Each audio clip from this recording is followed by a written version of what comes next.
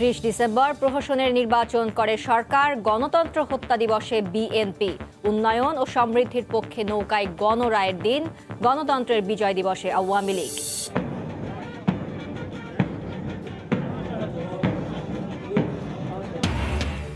চট্টগ্রামে নৌবাহিনীর শীতকালীন কুচকাওয়াজ। প্রধানমন্ত্রী বললেন,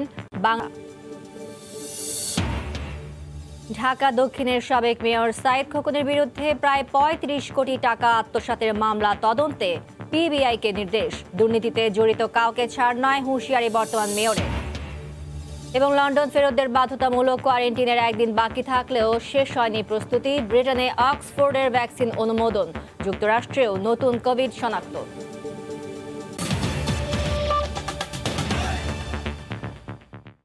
সময় সংবাদের সঙ্গে আছি আমি ফারজানা। 30 ডিসেম্বরকে গণতন্ত্র হত্যা দিবস হিসেবে পালন করেছে বিএনপি। একাদশ জাতীয় সংসদ নির্বাচন বাতিল করে আবারও নির্বাচনের দাবি জানিয়েছেন বিএনপি মহাসচিব মির্জা ফখরুল ইসলাম আলমগীর। ঢাকা মহানগর বিএনপি আয়োজিত বিক্ষোভ সমাবেশ থেকে এই দাবি জানিয়ে তিনি সরকারি বিভিন্ন খাতে অনিয়মের অভিযোগ তুলে কঠোর সমালোচনা করেন।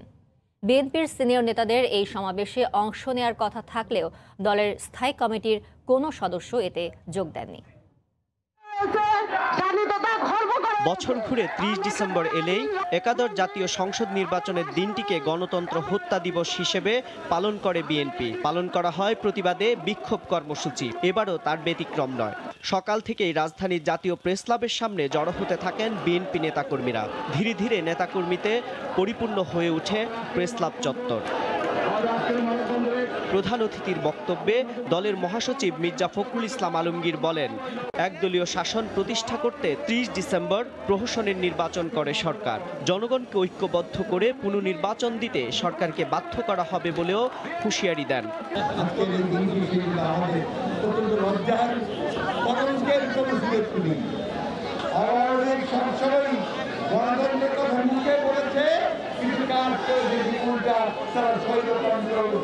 বিশ্বাস করে ইভিএম দিয়ে নির্বাচন করে ওই একখানে দিলে আরেকখানে গিয়ে পড়ে,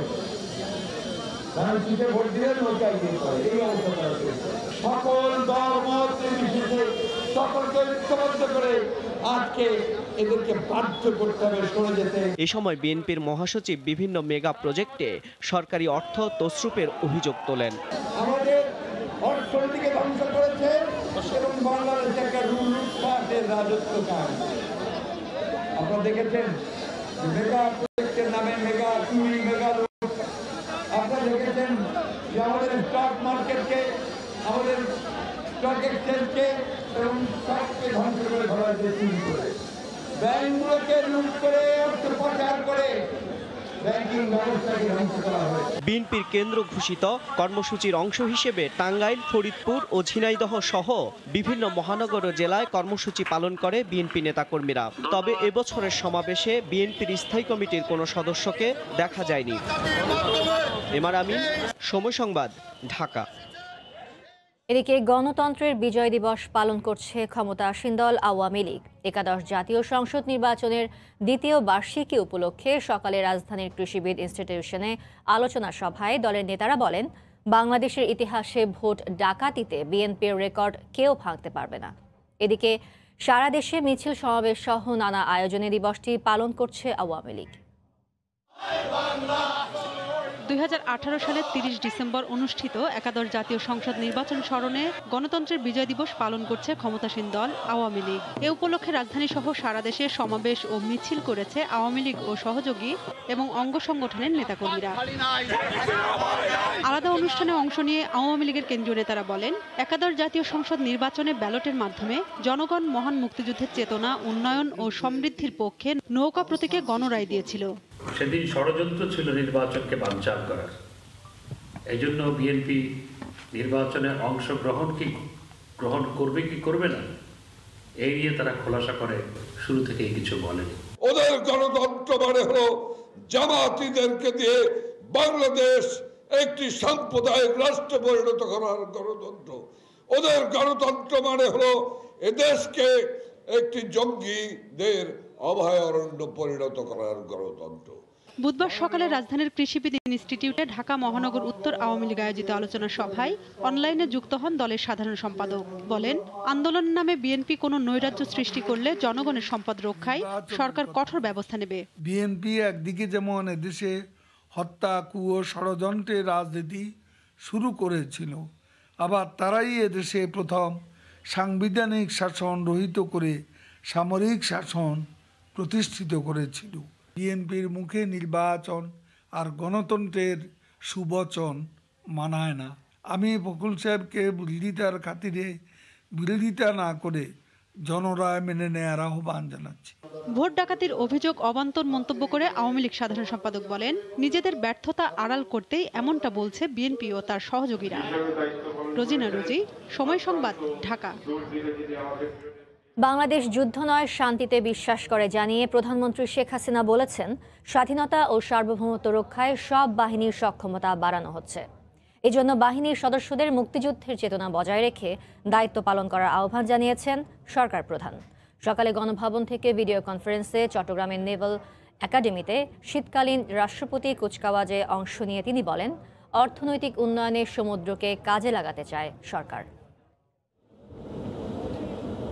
বিশাল জলরাশির সমুদ্র সীমায় দেশের সার্বভৌমত্ব রক্ষায় শতাদেশ নেভাল একাডেমিতে ৩ বছরব্যাপী কোর্সের সমাপনী উপলক্ষে বুধবার রাষ্ট্রপতি কুচকাওয়াজে ঢাকা থেকে ভিডিও কনফারেন্সে যোগ দেন প্রধানমন্ত্রী শেখ হাসিনা। তাকে রাষ্ট্রীয় সালাম জানান নবীন কর্মকর্তারা। এবছর ৩১ জন মিডশিপম্যান এবং ৩২ জন ডিরেক্ট এন্ট্রি অফিসার সহ ৬৩ জন কর্মকর্তা নৌবাহিনীতে কমিশন লাভ করে শপথ নিয়েছেন দেশ রক্ষার। প্রধানমন্ত্রীর উপস্থিতিতে শ্রেষ্ঠ প্রশিক্ষণার্থীদের পদক এবং সর্বোচ্চ চৌকস কর্মকর্তার হাতে সোর্ড অব অনার তুলে দেন নৌবাহিনী প্রধান।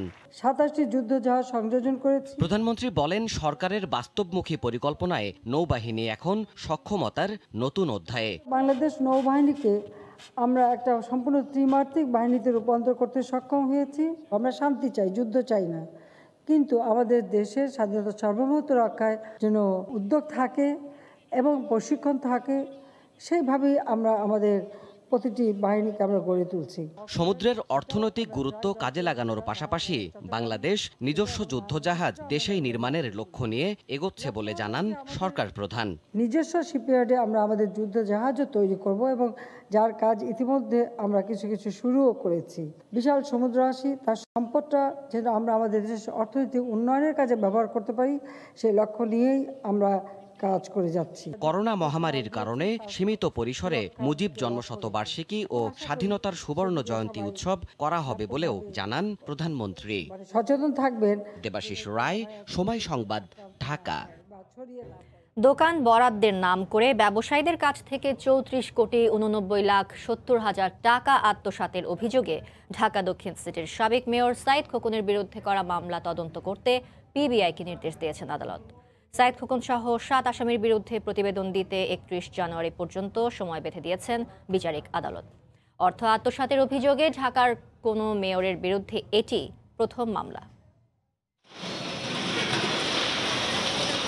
রাজধানীর ফুলবাড়িয়া সুপার মার্কেটে গত ৮ ডিসেম্বর থেকে শুরু হয় নকশা বহির্ভূত দোকান উচ্ছেদ। বর্তমান মেয়র শেখ ফজলে নূর তাপসের নেতৃত্বে সপ্তাহব্যাপী অভিযানে উচ্ছেদ করা হয় ৯১১টি দোকান। অভিযান চলাকালীন হঠাৎই ক্ষতিগ্রস্ত ব্যবসায়ীদের একটি দাবি চমকে দেয় সবাইকে। তারা জানান, সাবেক মেয়র সাইদ খোকনই তাদের এসব দোকান বরাদ্দ দেন। বিনিময়ে ব্যবসায়ীদের কাছ থেকে নেওয়া হয় কোটি টাকা।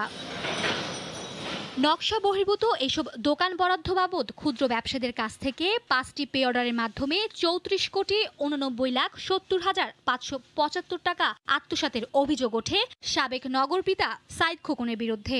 বুধবার ফুলবাড়িয়া মার্কেট সমিতির সভাপতির করা মামলা গ্রহণ করে আদালত সাইদ খোকন, নগর ভবনের সাবেক 2 কর্মকর্তা সহ 7 আসামির বিরুদ্ধে পিবিআইকে তদন্তের নির্দেশ দেন। মূল নকশা বহির্ভূতভাবে যে দোকানগুলো তৈরি করছে, সেই দোকানগুলো তৈরি করার ব্যবসায়ীদের আহ্বান করে, ক্ষুদ্র ক্ষুদ্র ব্যবসায়ী যারা আছে তাদের আহ্বান করে এই জায়গায় দোকান বরাদ্দ দেওয়া হবে। তারা তাদেরকে আহ্বান করে, একই সাথে এই মার্কেটে যারা মূল ভবনে ব্যবসায়ী আছে তাদেরকে এক প্রকার বাধ্য করে, যদি এই এক্সটেনশন ভবনে দোকান না নেয় তাহলে তাদের বরাদ্দ বাতিল করা হবে অথবা তাদের দোকানে তালা লাগাই দেওয়া হবে। তারই প্রেক্ষিতে মূল ভবনের অনেক মার্কেটের ব্যবসায়ী দোকানদারও আপনার এই বাহিরের অবৈধ স্থাপনার মধ্যে যে দোকানগুলো তৈরি করেছে তাদেরও দোকান আছে।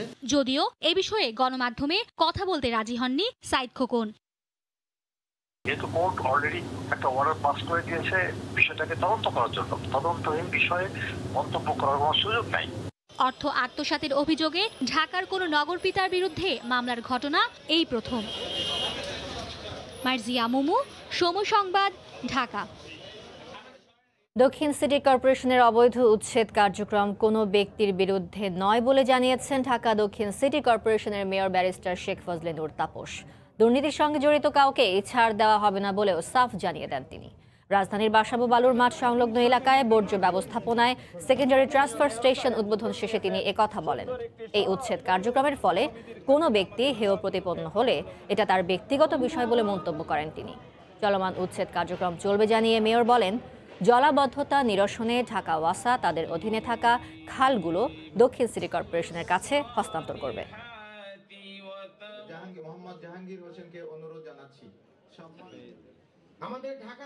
আমাদের এই অবৈধ দখলদার কার্যক্রম সকল অবৈধ দখলদারের বিরুদ্ধে, এখানে কোনো ব্যক্তির বিরুদ্ধে না। সুতরাং আমাদের এই কার্যক্রম থাকবে এবং কোনোভাবেই এই কার্যক্রমকে বাধাগ্রস্ত করা যাবে না।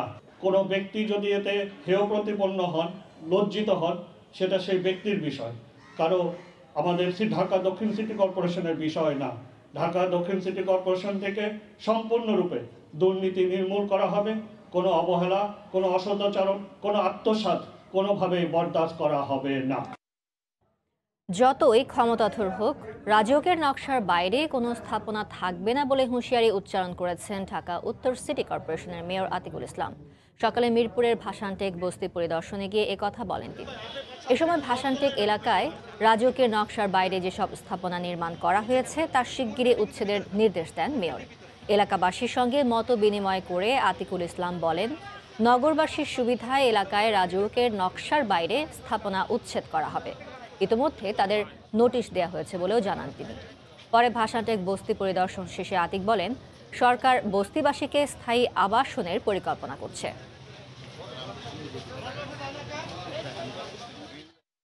রাজুকের রাস্তার ড্রয়িংয়ের ভিতরে কেউ থাকতে পারবে না, এটাকে আমরা উচ্ছেদ করে দেব। এই ব্যাপারে আমার কথা হয়েছে। আমি ওদেরকে সময় দিয়েছি 7 দিনের জন্য, যে 7 দিনের মধ্যে মার্কিং করতে হবে। তারপর স্বেচ্ছা যদি যায়, ডেফিনেটলি এখানে কিন্তু আমাদের ম্যাজিস্ট্রেট আসবে। আমরা যেইভাবেই হোক, যতটুকু আমাদের রাজুকের জায়গা আছে, রাস্তা আছে, এই রাস্তা কেউ দখল করতে পারবে না, সে যত শক্তিধর হোক না কেন। নদী তীরের জায়গা জেলা পরিষদ থেকে ইজারা দেয়ায় অবৈধ ব্যবসা প্রতিষ্ঠান উচ্ছেদ বা নিলাম না দিয়েই অনেকটা ঢিলেঢালাভাবে চলছে বিআইডব্লিউটি এর অভিযান। রাজধানীর গাবতলী এলাকার কয়লা ও বালু ওঠানামার ঘাটে অভিযানে গিয়ে এমন বাধার মুখে পড়ে সংস্থাটি। জেলা পরিষদ কিভাবে নদী তীর ইজারা দেয় সে প্রশ্নের উত্তর নেই বিআইডব্লিউটি এর কাছেও।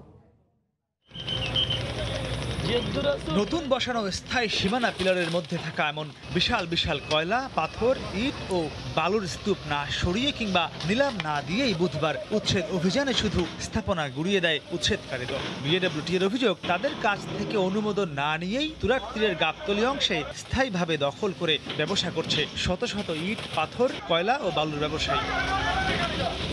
যদিও এদিন জোরালো ভূমিকায় দেখা যায়নি সংস্থাটিকে।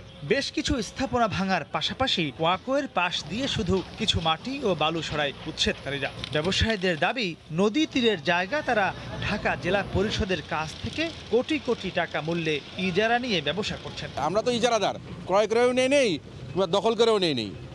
ঠিক আছে, জেলা পরিষদের কাছ থেকে, এখানে লেখাই আছে সাইনবোর্ডে। আমরা 91 সাল থেকে জেলা পরিষদের মাধ্যমেই এটা আমরা প্রতি বছর রিনিউ করে আমরা নিচ্ছি। ওই পাশে যে গাটগুলো আছে এটা সিটি কর্পোরেশন বিক্রি করছে। এখন যদি বিআইডব্লিউটি এটা ভেঙে দেয়, আমরা সিটি কর্পোরেশন অবজেকশন দেব। আমরা যে পে অর্ডারের মাধ্যমে এটা নিছি, আমরা জেলা পরিষদের আমরা জরিমানা চাবো বা আমাদের পে অর্ডার ফেরত চাবো। এমন পরিস্থিতিতে বিএডব্লিউটি জানিয়েছে বিষয়গুলো আইনের মাধ্যমে মোকাবিলা করে সব দখল মুক্ত করা হবে। আসলে এবারে প্রথম দেখলাম এই সমস্যাটা। একটি অংশ জেলা পরিষদ, একটি অংশ সিটি কর্পোরেশনের আন্ডারে রয়েছে এবং 2টি রিট রয়েছে। পরশুর বরাবর অন্য সংস্থার আসলে অধিকার থাকতে পারে না, সেটা আমরা নিষ্পত্তি করে আদালতের মাধ্যমে স্টে ভ্যাকেট করে তারপরে ব্যবস্থা নেওয়ার জন্য। দখলকৃত জায়গা উদ্ধারের পর ওয়াকওয়ের পাশে গাছ লাগিয়ে দেওয়া হবে বলেও জানায় বিএনপি। মাহমুদ রাকিব, সময় সংবাদ, ঢাকা।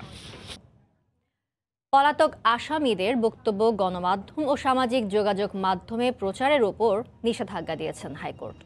পলাতক আসামি প্রশান্ত কুমার হালদারকে টকশোতে নেয়া এবং তার বক্তব্য গণমাধ্যমে প্রচার নিয়ে গত 2 দিন ধরে বিতর্ক দেখা দেয়। পরে দুদকের আবেদনের পরিপ্রেক্ষিতে বিচারপতি নজরুল ইসলাম তালুকদার ও বিচারপতি আহমেদ সোহেলের দ্বৈত বেঞ্চ এ আদেশ দেন। একই সঙ্গে পিকে হালদারকে টকশোতে অতিথি করায় একটি বেসরকারি টেলিভিশন চ্যানেলের কাছে ওই টকশোর সিডি তলব করা হয়েছে। আদেশে বলা হয়, গণমাধ্যমের স্বাধীনতার নামে আইনের চোখে পলাতক আসামির বক্তব্য প্রচার করা আদালতের প্রতি অসম্মানের শামিল। এ মামলার পরবর্তী শুনানির দিন ধার্য করা হয়েছে আগামী 10 জানুয়ারি। আদালত পরবর্তী নির্দেশ না দেওয়া পর্যন্ত অথবা সুমোটো রুলটা নিষ্পত্তি না হওয়া পর্যন্ত নিষেধাজ্ঞা দিয়েছে ইলেকট্রনিক, প্রিন্ট সমস্ত মিডিয়ার উপর, আপনার সোশ্যাল মিডিয়া, অনলাইন সমস্তের উপর কোনো পলাতক আসামি পিকে হালদার সহ তাদের কোনো বক্তব্য। নোয়াখালীর ভাসানচরও যেন রূপ নিয়েছে আরেকটি কুতুপালং রোহিঙ্গা ক্যাম্পে। নতুন আবাসে স্থানান্তর হলেও জীবনযাত্রায় ছেদ পড়েনি। আগের মতোই রাস্তার পাশে বসছে বাজার, আবাসন ক্লাস্টারের সামনে চায়ের দোকান, যেখানে খোশ গল্পে সময় কাটে রোহিঙ্গাদের। ভাসানচর আশ্রয়ন প্রকল্পে বাসিন্দাদের জীবনযাপনের খবর জানাচ্ছেন কমল দে, ছবি তুলেছেন শাখাওয়াত টিপু।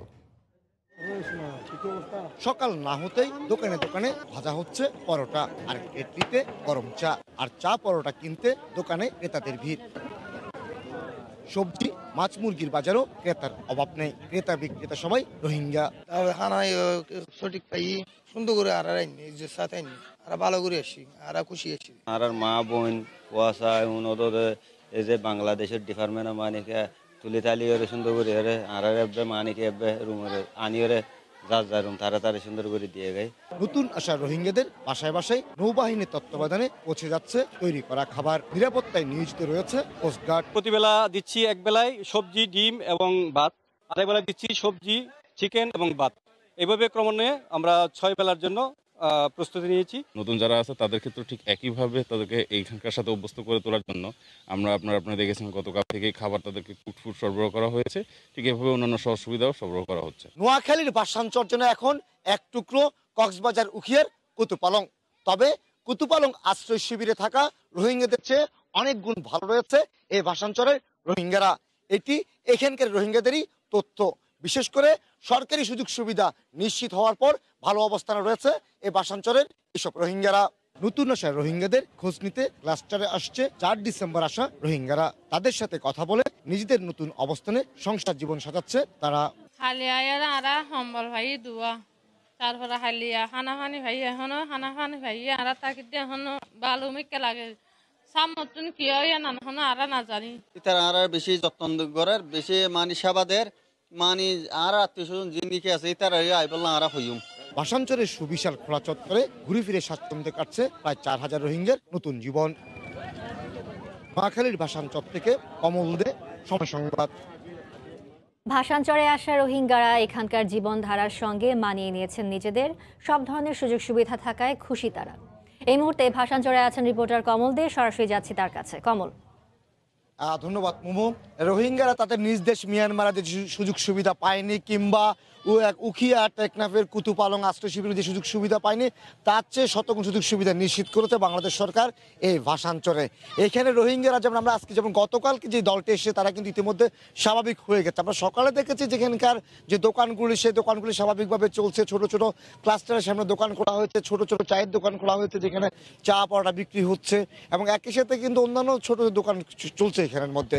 এবং এবার আসি রোহিঙ্গাদের খাবারের ক্ষেত্রে আসে, যারা গতকাল নতুন রোহিঙ্গা আসছেন তাদের জন্য কিন্তু 3 বেলা করে খাবার ব্যবস্থা করা হচ্ছে। বাংলাদেশ নৌবাহিনীর তত্ত্বাবধানে সেই খাবার পৌঁছে দেওয়া হচ্ছে।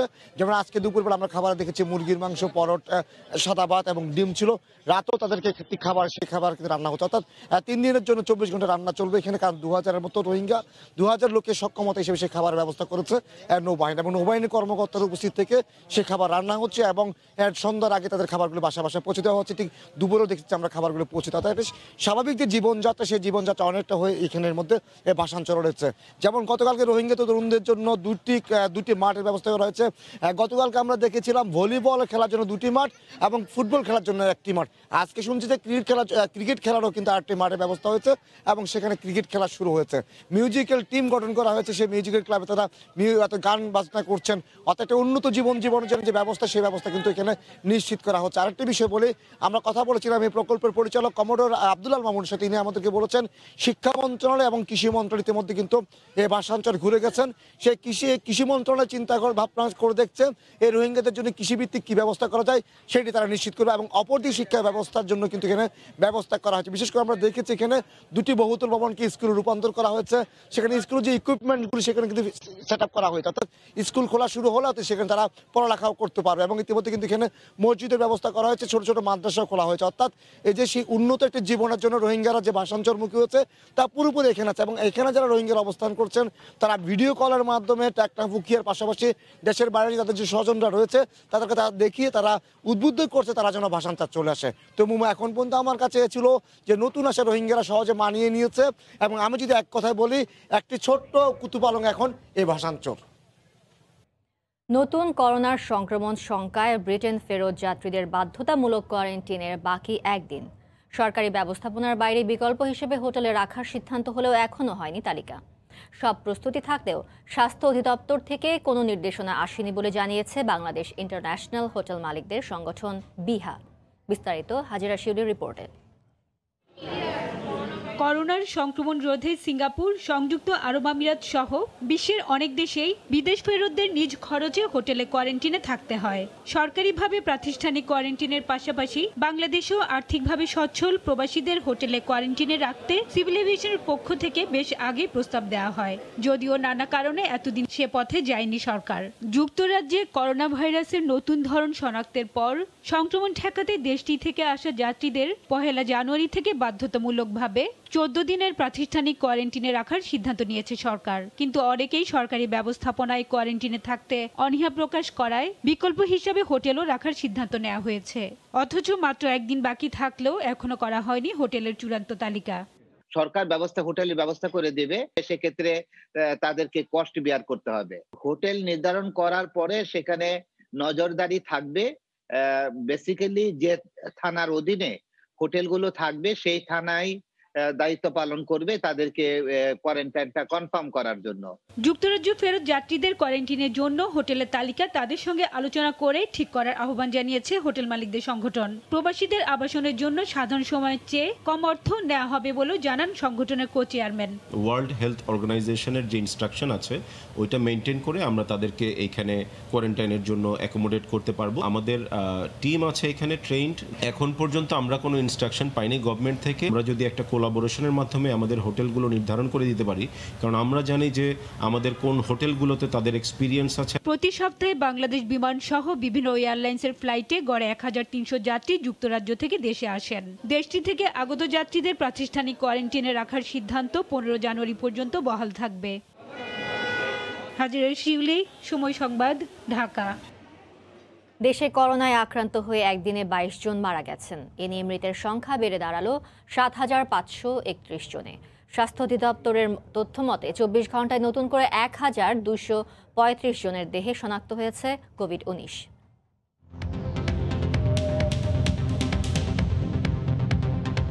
গত 24 ঘন্টায় কোভিড-19-এর নমুনা পরীক্ষা করা হয়েছে 15,229 জনের। এ পর্যন্ত মোট নমুনা পরীক্ষা হয়েছে 32,14,344 জনের।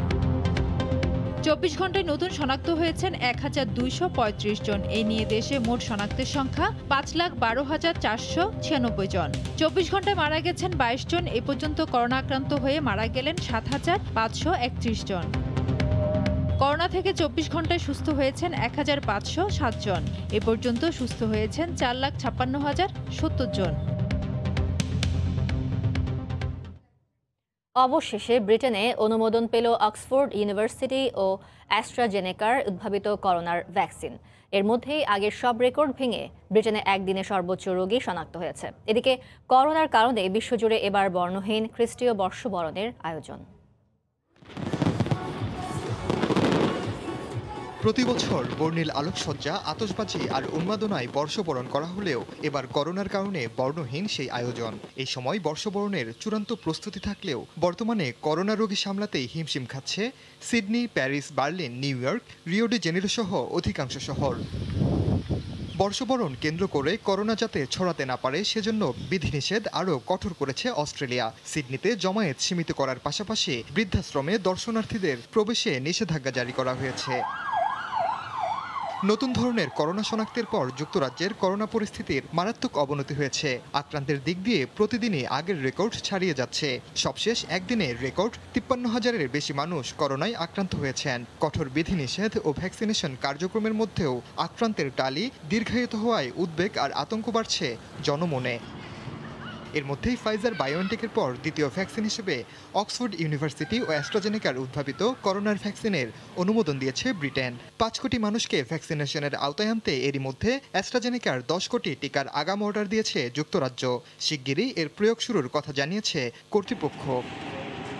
সংক্রমণ রোধে ফ্রান্সের পূর্বাঞ্চল সহ বিভিন্ন অংশে রাত 8টার পরিবর্তে সন্ধ্যা 6টা থেকে কারফিউ জারির সিদ্ধান্ত নিয়েছে ফরাসি কর্তৃপক্ষ। করোনার নতুন ধরন ছড়িয়ে পড়েছে ইতালিতেও। দিন দিন তা দ্রুত গতিতে সংক্রমিত হচ্ছে। নতুন ধরনের কোভিড শনাক্ত হয়েছে চিলিতেও। ওমর ইনান, সময় সংবাদ।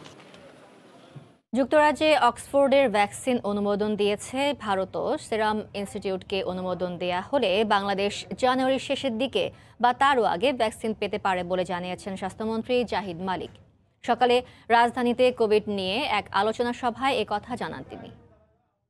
ভ্যাকসিন ক্রয় করার প্রক্রিয়া কমপ্লিট করেছে। আমরা আশা করি ভ্যাকসিন অনুমোদন যেহেতু পেয়ে যাচ্ছে, এখানে ইউরোপের ইউকে অনুমোদন দিয়েছে, ভারতও দিয়ে দিবে, হয়তো WHO দিয়ে দিবে। আমরা আশা করছি যে আমরা জানুয়ারি মাসের শেষের দিকে আমাদেরকে সেরাম ইনস্টিটিউট যেভাবে আমাদেরকে খবরাখবর দেয়, জানায়, আমরা আশা করি জানুয়ারি মাসের শেষে অথবা তার আগেও আমরা ভ্যাকসিন পেয়ে যেতে পারি।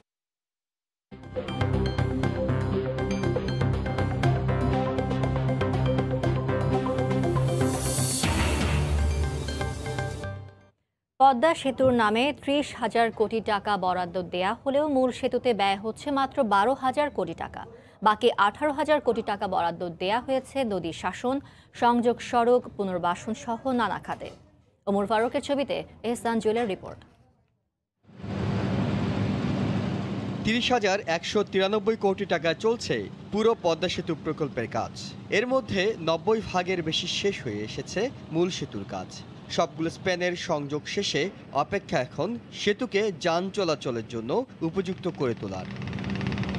তবে শুধু স্প্যান আর পিলারের মূল সেতু নিয়েই পদ্মা সেতু প্রকল্প নয়, মূল সেতুর বাইরেও এই প্রকল্পে যোগ করা আছে আরও বড় 4টি কাজ। এর মধ্যে সংশোধিত প্রস্তাবনা অনুযায়ী মূল সেতুর জন্য বরাদ্দ 12,133 কোটি টাকা। এরপরেই সবচেয়ে বেশি বরাদ্দ নদী শাসনের কাজে। পদ্মার মতো উত্তাল ও রহস্যময় নদীতে নদী শাসন ও সার্ভিস এরিয়ার মাটি ভরাটে বরাদ্দ রাখা হয়েছে 9,400 কোটি টাকা। পৃথিবীর ইতিহাসে একক কোনো নদী শাসনের জন্য এটাই সর্বোচ্চ বরাদ্দ। পদ্মা সেতুর পুনর্বাসন প্রকল্পে বরাদ্দ দেওয়া হয়েছে 1,515 কোটি টাকা। বিশ্বব্যাংকের যে এই শর্ত পরামর্শ, বিভিন্ন ধরনের শর্ত থাকে, কোয়ালিটি থেকে শুরু করে রিসেটলমেন্ট থেকে শুরু করে এবং শিক্ষা দীক্ষা সব কিছু নিশ্চিত করে আমরা কিন্তু এখানে রিসেটেলমেন্টের কাজটি আমরা করেছি। পরিবেশ রক্ষায় আন্তর্জাতিক মান বজায় রেখে কাজ করে যাওয়া পদ্মা সেতু প্রকল্পে এই খাতে বরাদ্দ রাখা হয়েছে 129 কোটি টাকা। এছাড়া পরামর্শক, তদারকি, অডিট, প্রকৌশলগত সহায়তা ও নিরাপত্তা সহ বেশ কটি খাতে বরাদ্দ রাখা হয়েছে প্রায় 200 কোটি টাকা। নিজস্ব টাকায় তৈরি পদ্মা সেতু প্রকল্পের মেয়াদ বাড়ার সাথে সাথে বাড়াতে হয়েছে প্রকল্পের বাজেটও। তবে এর বেশিরভাগ অর্থাৎ মূল সেতুর প্রায় 1.5 গুণ বেশি খরচ হচ্ছে অন্যান্য অবকাঠামো ও টেকসই সুবিধা নিশ্চিত করতে। এহসান জুয়েল, সময় সংবাদ, মাওয়া, মুন্সিগঞ্জ। সময় সংবাদে আরও থাকছে। পেঁয়াজের বাজার নিয়ে খেলছে ভারত। ভরা মৌসুমে আমদানি করলে ক্ষতি হবে কৃষকের, বলছেন ব্যবসায়ীরা। সুনির্দিষ্ট পরিকল্পনার তাগিদ বিশেষজ্ঞদের। বাংলাদেশে পেঁয়াজের ভরা মৌসুমে রপ্তানির নিষেধাজ্ঞা তুলে নেয়াকে পেঁয়াজ বাজার নিয়ে ভারতের পুরনো খেলা হিসেবে দেখছেন আড়তদাররা। কৃষি বিশেষজ্ঞরাও বলছেন, আমদানি নির্ভরতা থেকে বেরিয়ে আসতে সরকারকে সুনির্দিষ্ট পরিকল্পনা হাতে নিতে হবে। হরিপদ সাহার রিপোর্ট। বাংলাদেশের বার্ষিক পেঁয়াজের চাহিদার 25 থেকে 30% আমদানি নির্ভর। আর এই নির্ভরতার কারণে ভারত সরকার পেঁয়াজের রপ্তানি মূল্য বাড়ানো কিংবা রপ্তানি বন্ধের মতো সিদ্ধান্ত নিলেই গরম হয় বাংলাদেশের বাজার। গেল বছর ভারত রপ্তানি বন্ধের পর 250 টাকা কেজি, আর চলতি বছরের সেপ্টেম্বর রপ্তানি বন্ধে খুচরা পর্যায়ে পেঁয়াজের কেজি ছাড়ায় 100 টাকা। ভালো দাম পাওয়ার আশায় তখন দেশের কৃষকরা শীতকালীন মুড়ি কাটা পেঁয়াজ চাষে নামেন, যা এখন বাজারে আসতেও শুরু করেছে। ঠিক এমন সময় ভারতের বাণিজ্য ও শিল্প মন্ত্রণালয় পেঁয়াজ রপ্তানিতে নিষেধাজ্ঞা তুলে নিচ্ছে। 1 জানুয়ারি থেকে সে পেঁয়াজ বাংলাদেশে আমদানি শুরু হলে কৃষকদের ক্ষতির আশঙ্কা করছেন ব্যবসায়ীরা। ইন্ডিয়াতে পেঁয়াজ আনে, তাহলে মনে করেন 18টা 20 টাকা গেলে 15 টাকা হলে কৃষক মরে যাবে না, ক্ষতিগ্রস্ত হলে কৃষক আর লাগাবো না, এই পেঁয়াজ চাষ করবো না, তখন বার্তা দিব না। বর্তমানে দেশের বাজারে প্রতি কেজি নতুন দেশি পেঁয়াজের পাইকারির দাম মানভেদে 30 থেকে 38 টাকা এবং খুচরা বাজারে 40 থেকে 48 টাকার মধ্যে। 40 টাকা 45 টাকা কেজি আছে আমাদের এখন, যে আমরা চলতেছি, এতে আমাদের কোনো সমস্যা নেই। এখন পেঁয়াজের দামটা মনে করছি যৌক্তিক, সেক্ষেত্রে কৃষকও কিছুটা লাভবান হবে। শীতকালীন মুড়ি কাটা পেঁয়াজ বেশি দিন সংরক্ষণ করা যায় না, তাই ভারত থেকে আমদানি নির্ভরতা কমাতে গ্রীষ্মকালীন পেঁয়াজের আবাদে জোর দিচ্ছেন বিশেষজ্ঞরা। প্রতি কেজি আপনার 25 থেকে 27 টাকা কৃষককে আপনার দর বেঁধে দেওয়া যায়, তাহলে কৃষকও খুশি হবে এবং তারা উৎপাদন আগ্রহী হবে। বর্ষাকালীন আমরা যদি পেঁয়াজ উৎপাদনটা কর্মসূচি নিতে পারি, দেশের চাহিদা মিটিয়ে আমরা ভবিষ্যতে একটা স্বপ্ন পূরণ করতে পারবো। ভারত পেঁয়াজ রপ্তানি বন্ধ করলে শুল্কমুক্ত পেঁয়াজ আমদানির সুযোগে এবার ব্যবসায়ীরা তুরস্ক, চীন, মিয়ানমার ও মিশর থেকে আমদানি করে।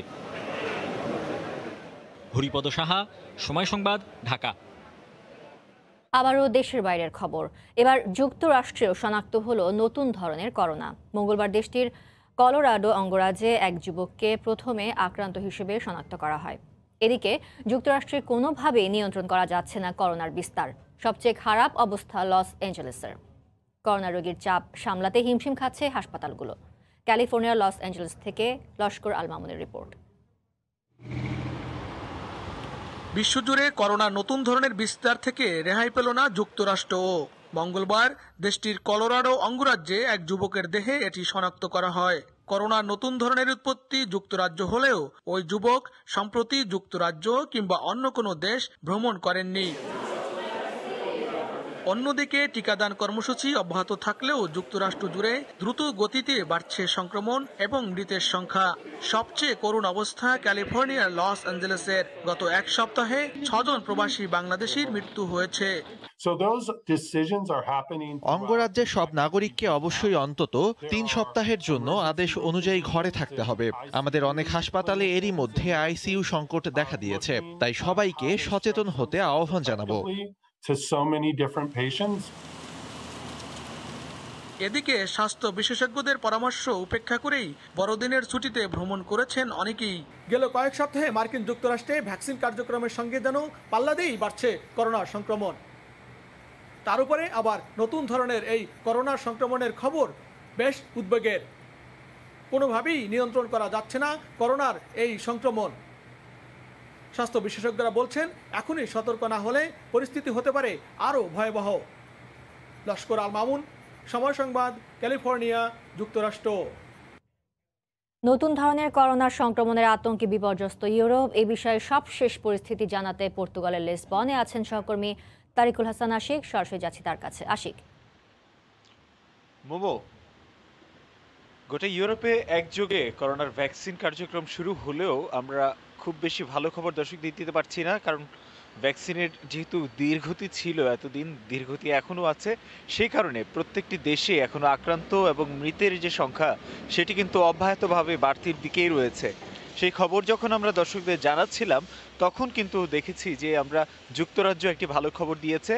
অক্সফোর্ড বিশ্ববিদ্যালয়ের গবেষকদের আবিষ্কৃত করোনার যে ভ্যাকসিন সেটি কিন্তু তারা অনুমোদন দিয়েছে, অর্থাৎ যুক্তরাজ্যের ওষুধ প্রশাসন বিভাগ সেটির অনুমোদন দিয়েছে এবং এরই মধ্যে 10 কোটি ডোজের যে ক্রয়াদেশ সেটিও কিন্তু যুক্তরাজ্য জানিয়েছে যে তারা 10 কোটি ডোজের ক্রয়াদেশ এর মধ্যে যে কোম্পানি সেই কোম্পানিকে তারা দিয়েছে। তো সবকিছু মিলিয়ে খুব শীঘ্রই আশা করা যাচ্ছে যে ফাইজার বায়োএনটেকের যে ভ্যাকসিনটি এখন বিশ্বের বিভিন্ন দেশে প্রয়োগ করা হচ্ছে সেটির পাশাপাশি দ্রুত অক্সফোর্ডের এই ভ্যাকসিনটিও সেটি কিন্তু নাগরিকদের কাছে বিভিন্ন দেশের নাগরিকদের কাছে খুব দ্রুতই পৌঁছে যাবে এবং যুক্তরাজ্য কিন্তু এটিকে একটি মাইলফলক হিসেবে দেখছে, কেননা দীর্ঘদিন এই প্রচেষ্টার পর এখন এটিকে কার্যকর এবং সফল মনে করছেন বলেই তারা কিন্তু একেবারে অনুমোদন দিয়ে এখন সার্বিকভাবে এটি প্রয়োগের দিকে ঝুঁকছেন। তো এরই মধ্যে ইউরোপের বিভিন্ন দেশ ও যুক্তরাজ্যের সাথে আলোচনা করে তাদের চলমান ভ্যাকসিন কার্যক্রমে গতি আনতে এই ভ্যাকসিনের যে ক্রয়াদেশ দেওয়ার যে পরিকল্পনা, সেই পরিকল্পনার কথা কিন্তু এরই মধ্যে তারা জানিয়েছে। তো আমরা জানি যে ভারত থেকে কিন্তু এই ভ্যাকসিনটি আমাদের বাংলাদেশে নেয়ার কথা রয়েছে। তো এই যখন অবস্থা তখনই কিন্তু আমরা জানি যে নতুন বছরের আগমন, তো বর্ষবরণের অনুষ্ঠান ইউরোপের সবকটি দেশেই কিন্তু এবার একরকম নিষিদ্ধই বলা যেতে পারে, সেটি করেছে প্রত্যেকটি দেশের সরকার। এবং কোথাও যেন এই বর্ষবরণকে কেন্দ্র করে জমায়েত বা আমরা জানি যে প্রতি বছর বিভিন্ন অনুষ্ঠানের আয়োজন করা হয়ে থাকে, সেটি প্রত্যেকটি দেশের সরকারের পক্ষ থেকে করা হয়ে থাকে। কনসার্ট বলি না কেন, আতশবাজি থেকে শুরু করে বিভিন্ন আয়োজন করা হয়ে থাকে।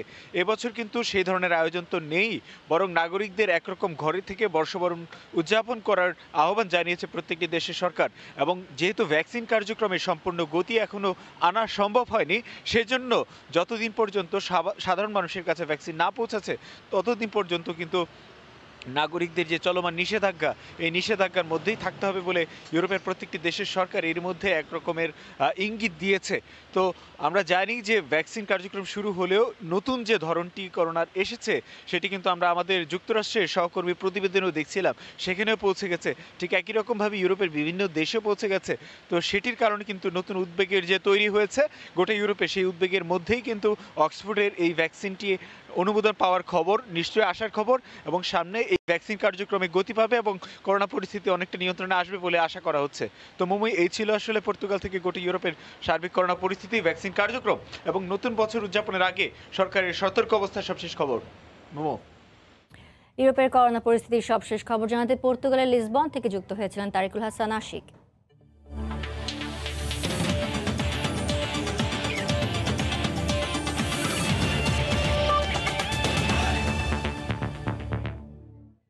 মাশরাফির মতো গ্রেট ক্রিকেটারের অবসরের সিদ্ধান্ত তার কাছ থেকেই আসা উচিত। একই সঙ্গে তার রিপ্লেসমেন্ট তৈরি করতে নিশ্চয়ই বিকল্প ভাবনাও আছে বোর্ডের, এমনটাই মন্তব্য করেছেন সাবেক টাইগার অধিনায়ক খালেদ মাসুদ পাইলট। উইন্ডিজ দলে যারাই আসুক আন্তর্জাতিক ক্রিকেটে ফেরাটাই এখন মুখ্য বলেও মনে করেন তিনি। মাশরাফি সেই এক ধরনের খেলোয়াড় যার এখনও এত ইঞ্জুরি নিয়েও সে যে জায়গায় বল করে সেটা হয়তো আমাদের অনেক ইয়াং প্লেয়ার, ফিট প্লেয়ারও পারে না। সিনিয়র প্লেয়ার সে নিজেই বুঝতে পারে যে এই সময়টা আমার এখন আর নাই, আমার কাছে মনে হয় যে এখান থেকে আমার বেরিয়ে যাওয়া উচিত।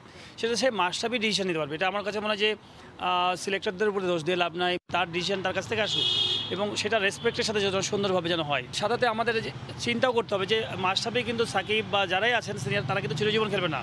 তাদের অল্টারনেটটাকেও চিন্তা করে রাখতে হবে যে আমি মাশরাফির এই বিকল্প রাতারাতি কিন্তু এটা তৈরি হয় না। সিলেক্টর যারা আছেন হাবিবুল, সুমন, নান্নু ভাই, প্রত্যেকেই কিন্তু অনেক গ্রেট আমি বলবো ক্যারিয়ার। আমার কাছে মনে হয় যে তারা তাদের অবস্থান থেকে নিশ্চয়ই কোনো না কোনো প্রক্রিয়া বা কোনো প্ল্যান করে গেছে। জার্মানিতে করোনার দ্বিতীয় ধাক্কা মোকাবেলায় নানা ধরনের বিধিনিষেধ জারি করা হলেও শীতের শুরুতেই তুষারপাত উপভোগ করতে রিসোর্টগুলোতে ছুটে যাচ্ছেন স্থানীয় ও বিদেশি পর্যটকরা। বড়দিন ও ইংরেজি নববর্ষের ছুটি কাটাতে তাই দেশটির উত্তরাঞ্চলীয় পাহাড়ি এলাকায় অবস্থিত এসব রিসোর্টে পরিবারের সদস্যদের নিয়ে ভিড় করছেন তারা। বরফের মধ্যে শিশুদের নিয়ে নানা খেলাধুলায় মেতে উঠছেন তারা। করোনার দ্বিতীয় ধাক্কা মোকাবিলায় জার্মান সরকারের নানা পদক্ষেপ সত্ত্বেও বড়দিন ও নববর্ষের ছুটি উপভোগে জার্মানির উত্তরাঞ্চলের রিসোর্টগুলোতে এভাবেই বরফ খেলায় মেতে উঠেছেন স্থানীয় ও বিদেশি পর্যটকরা। তীব্র তুষারপাতে সৃষ্ট পুরো বরফের মধ্যে শিশুদের নিয়ে নানা কসরত ও খেলাধুলায় ব্যস্ত সময় পার করছেন দেশটির বিভিন্ন প্রান্ত থেকে আসা এসব মানুষ। করোনার দ্বিতীয় ঢেউয়ে জার্মানি জুড়ে কঠোর বিধিনিষেধ জারি থাকলেও ছুটি উপভোগে উত্তরাঞ্চলের পাহাড়ি এলাকার রিসোর্টগুলোকেই বেছে নিয়েছেন তারা। ফ্র্যাঙ্কফুর্টের উত্তরাঞ্চলে অবস্থিত টনাস শহরের এসব রিসোর্টে তাই সকাল থেকেই ভিড় করতে শুরু করেন স্থানীয়রা। আমরা চেষ্টা করছি যতটা সম্ভব সামাজিক দূরত্ব মেনে চলতে। ভিড় এড়াতে আমরা খুব সকালে এসেছিলাম, এখন ভিড় বাড়ছে তাই চলে যাওয়ার প্রস্তুতি নিচ্ছি। সকালে মাত্র 9-10 জন ছিল, কিন্তু এখন অনেক মানুষ চলে এসেছে, ভিড় বাড়ছে, তাই আমরা অন্যদিকে যাচ্ছি। aber jetzt geht's wieder runter. ভ্রমণপ্রিয় এসব মানুষের ভিড়ের কারণে রিসোর্টগুলোর পার্কিংয়েও জায়গা সংকুলান হচ্ছিল না গাড়িগুলোর, ফলে রাস্তা বন্ধ হয়ে যাওয়ার উপক্রমও তৈরি হয়। অন্যয় কর্মকার, সময় সংবাদ। এ পর্যায়ে শীর্ষ সংবাদ জানিয়ে দিচ্ছি আরেকবার। 30 ডিসেম্বর প্রহসনের নির্বাচন করে সরকার। গণতন্ত্র হত্যা দিবসে বিএনপি, উন্নয়ন ও সমৃদ্ধির পক্ষে নৌকায় গণরায়ের দিন। গণতন্ত্রের বিজয় দিবসে আওয়ামী লীগ।